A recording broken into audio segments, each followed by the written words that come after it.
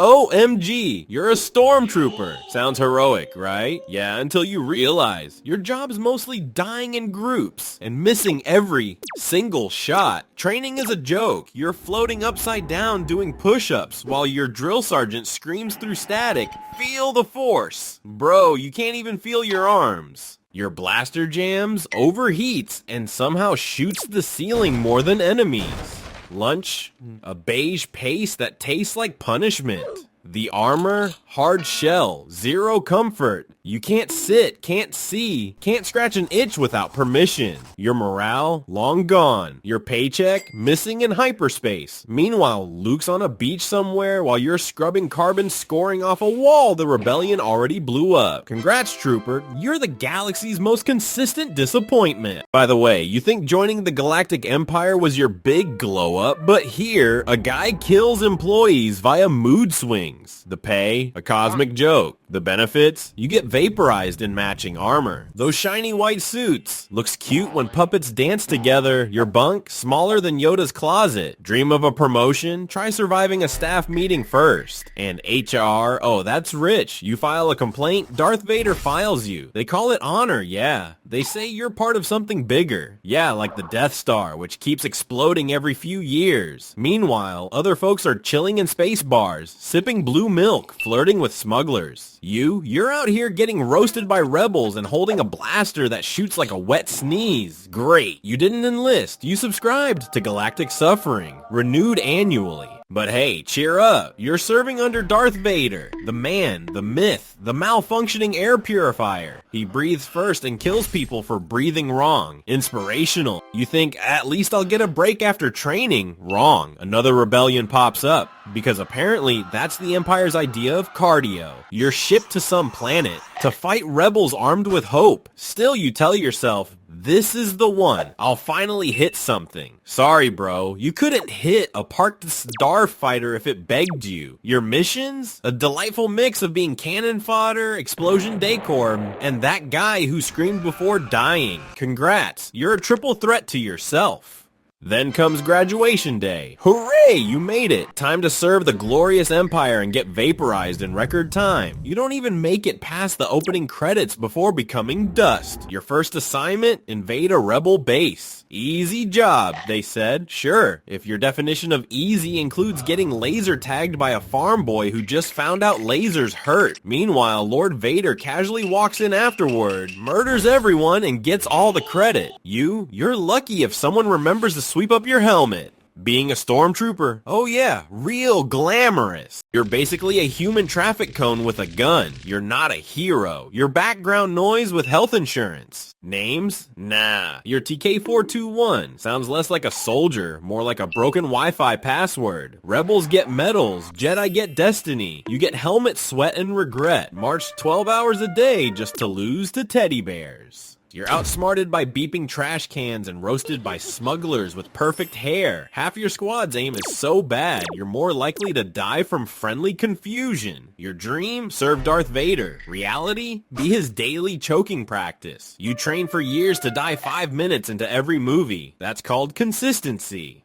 Mission briefings? A joke. Secure the perimeter. Sure, if anyone knew where that was, you sprint into battle screaming, "For the Empire," then immediately trip over your own armor. Meanwhile, rebels celebrate victory. You celebrate not suffocating in your own helmet. Win a mission? Well done, hero. Here's your reward. Another suicide assignment. Die. Even better. Your armor gets recycled. Sustainability matters. You're basically saving the galaxy one corpse at a time. Your real enemy isn't the rebellion, it's corporate burnout. No weekends, no promotions, just funerals with helmets instead of heads. And off-duty life? Oh, that's where the fun really dies.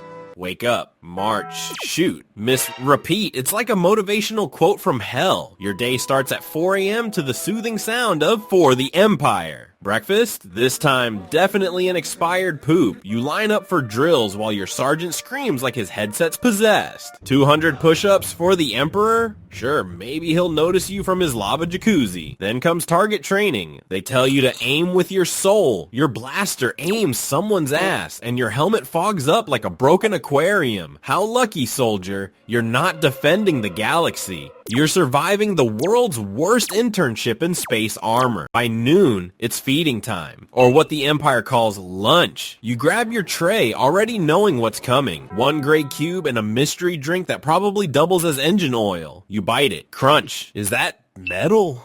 You look around, everyone's chewing like zombies. One guy pretends to faint just to skip seconds. In the corner, the propaganda screen blares. The Empire cares for you. Yeah, sure. That's why half the troopers have the same 1,000-yard stare as the cafeteria wall. You try to laugh, but your jaw locks halfway through. Then comes nap time, if you can call it that.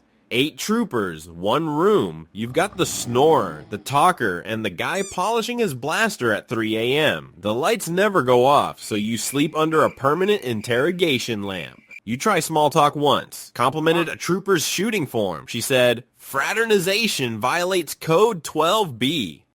Cool. Guess I'll marry my blaster instead. So yeah, this is the elite military life you signed up for. Stale cubes, fake slogans, and strict romance policies. Sometimes when things go quiet, you try doing something brave, writing a letter home. "Dear Mom, everything's awesome. I love standing in hallways for 8 hours and getting yelled at by a man who can't pronounce my number." You seal it, hand it in, and watch it vanish into the glorious black hole of Imperial mail service. Somewhere Empire officer reads the word "Miss Home," stamps it classified, and probably uses it to light his cigar. Still, you keep writing "El Zapandis" because it's the only thing that feels human. Then the loudspeaker blares. "All units, prepare for inspection." Oh joy, your favorite. Time to hold your breath while a guy with a clipboard checks if your boots are emotionally aligned with the Empire. But before the torture ends, sirens scream again. Rebel attack! You drop your mop, grab your blaster, and sprint. The floor's slippery, your armor squeaks, and boom! You faceplant into another trooper. Blaster misfires. Ceiling explodes. Sparks rain down. Wow, you've just turned hallway maintenance into a fireworks show for the enemy. You realize the real enemy isn't the rebels. It's management with a death wish. You finally reach your post, which turns out to be the center of an exploding hangar.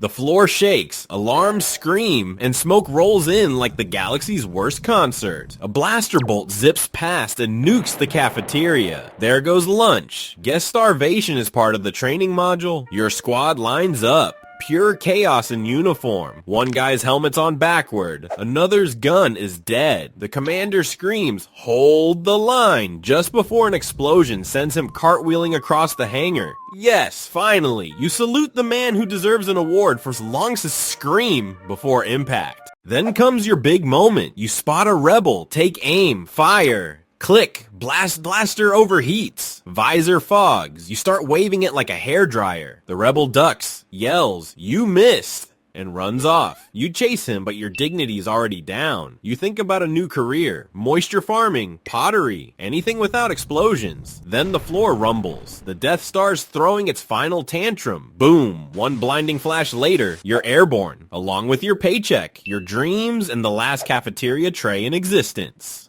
You're floating through space, spinning like a lazy kebab in zero gravity. Around you, flaming scraps, X-squadrons. The galaxy looks peaceful now, mostly because there's no one left to ruin it. Your oxygen blinks red. You think maybe Mom was right. Plumbing doesn't explode. Then ding! You wake up still alive, drifting among leftover TIE fighters and other fine Empire antiques. The Death Star's gone, your squad's toast, and your helmet's now modern art. A rescue ship drags you in like recyclable trash. The officers greet you with top-tier motivation. Report damages. You say, "My will to live." They say, "We meant equipment." They hand you a form. Was your armor vaporized or lightly grilled? Ah yes, Empire efficiency. Emotions optional. You expect a medal. You get a mop. Welcome to Death Star 2, now with 30% more disaster and 0% safety rails. You scrub molten floors while command shouts, "Excellent progress," as another TIE fighter explodes outside. You look up at the stars and think, at least I'm finally contributing to galactic recycling. Rumor says Vader's gone, the Emperor's fried, and peace is coming, sure. And maybe stormtroopers will learn to aim. You stare out the viewport, dreaming of retirement. A noodle stand, maybe. Something where customer feedback doesn't explode.